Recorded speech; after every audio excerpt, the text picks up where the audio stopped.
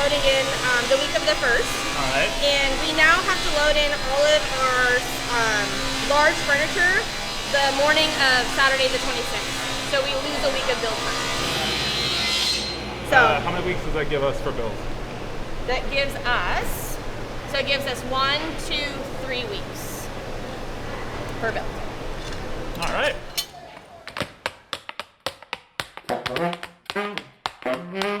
I've been a props director at UNCSA for one show a year for all 3 of my years. So this is my 3rd show here. So my background's actually in stage management.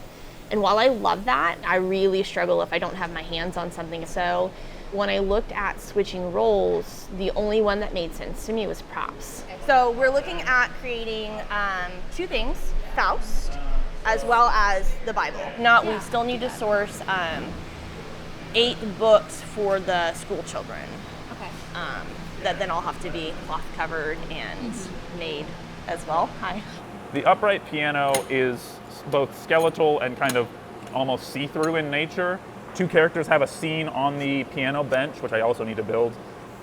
This whole show is going to be played really well with light. Our lighting designer is going to get to have a very fun time with all of these designs, which they've kind of intentionally done, is that it allows a lighting designer to create beautiful shadows that'll strewn across the scenery really well.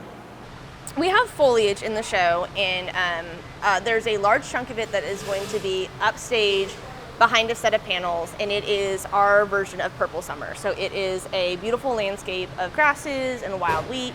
When the panels break apart, you really see all of this overgrown area that's going to be purple. Wheat, people really just want to sell you dried wheat, which is not flame-proofed. So finding something that is in that flame retardant, flame resistant area that is going to meet the price line of what Scenic has allotted for it is becoming slightly difficult.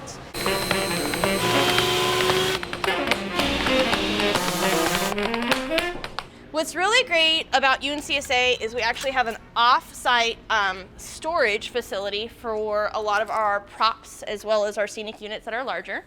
And really this is a temperature-controlled area that allows our props to be kept for longer periods of time and also keeps it cleaner and out of the way. The one that we're looking to try to get for the Bible, so one that can be modified. Top drawer is Spring Awakening, second drawer is Luna. If you want to put it in there, we'll take that with us. Okay.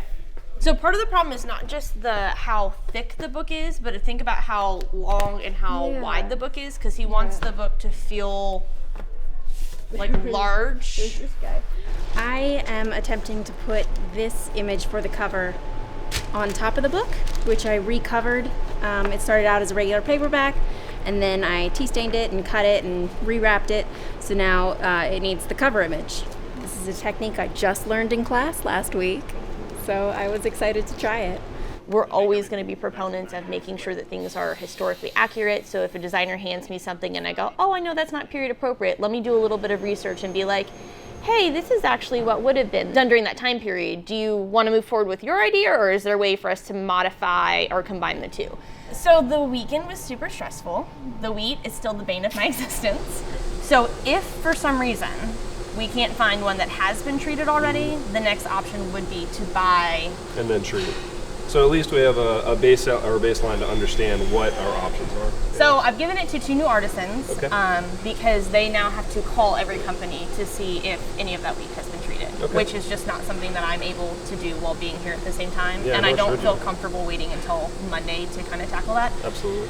We are a group and a unit, but I ultimately answer for my shop. If something goes wrong, it is my responsibility to make sure that I'm keeping up with them, knowing where the progress is at, giving them hands when they need hands. So having things ready for tech it's daunting. So in the past 3.5 days or so, I've been working on the piano for Spring Awakening. Up until this point, I have built the base for the piano. I have built all the vertical structures for it. I've gone through and mortise and tenoned all of the slots for the horizontals to go into. I was originally a film major. A week before I came out for orientation, I went to go see a local theater production with a company that I used to work with, like a local community theater in my hometown. And I realized I was making a huge mistake and that I should go into theater.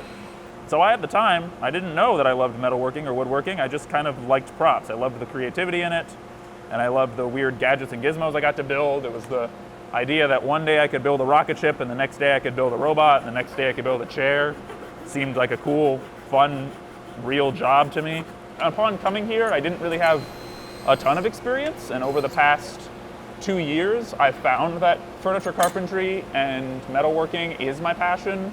It's delightful to be with a group of people that all generally care about where the show is heading and wanting to make the show better.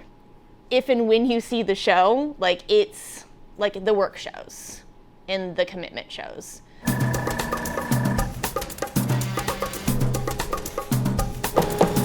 For the Faust book, the book block is stitched directly into the book board. It's stitched around these cords, which is going to give it a ridge when I lay the leather on top of it. The next step for this is to put the engraving on it that I've been working on my computer. The black is what the laser cutter is engraving. So that darker color that was on the test, that was kind of burned in, that's what the laser cutter is putting as the black. Nice.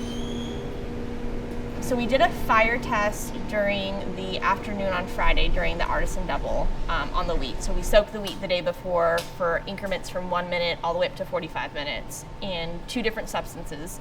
And now that it has gotten the official approval, we're about to soak 1,400 pieces of wheat. I love my job. I love my job. Well, that went better than expected.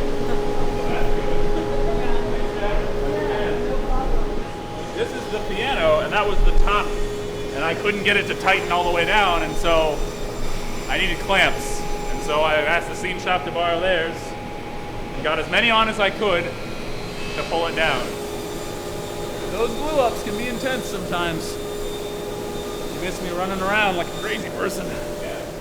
So I can tone it down altogether and use less spray paint or use something that's a little lighter, or I can add more. I didn't put a bunch of that golden leaf color in it. Gotcha. We're still working with Nico from lighting to be like, hey, as we start to build these things, how does it look under your stage lights? Is it flat? Is it bold? Does it look like it has movement? Is it stagnant?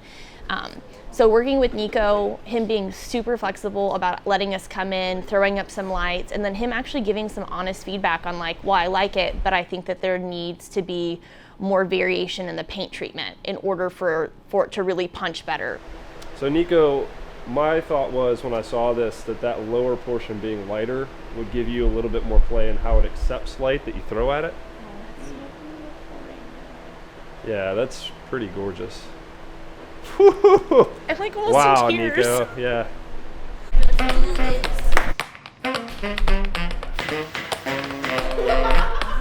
We'll just have to make room around the tables. Beautiful.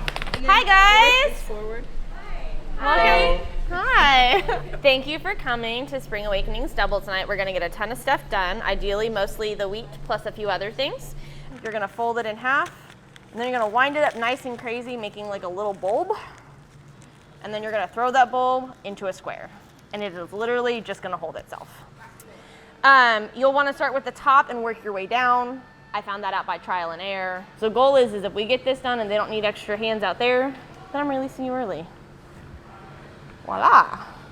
Right? I know, I said if. Well, I mean, it kind of got warped with the heat towards the corner here, so I might have to go back in and do some etching myself or paint it. He might like it because it looks worn, but worst comes to worst, I could paint it. Rotating it. It was on that side, I think. Do you know where we're placing these objects for them for focus?